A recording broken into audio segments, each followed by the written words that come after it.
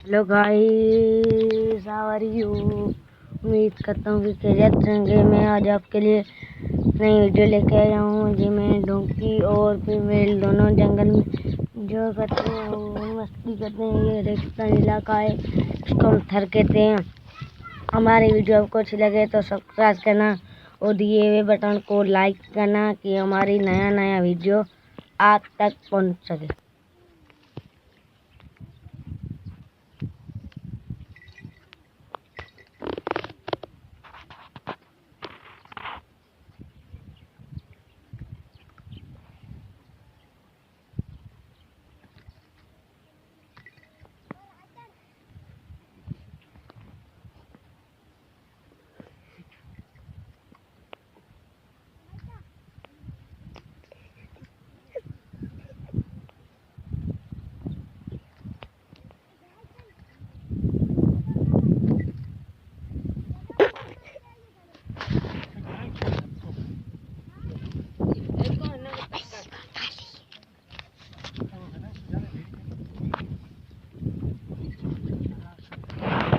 शुक्रिया गाइस, आपने हमारी पूरी वीडियो देखी।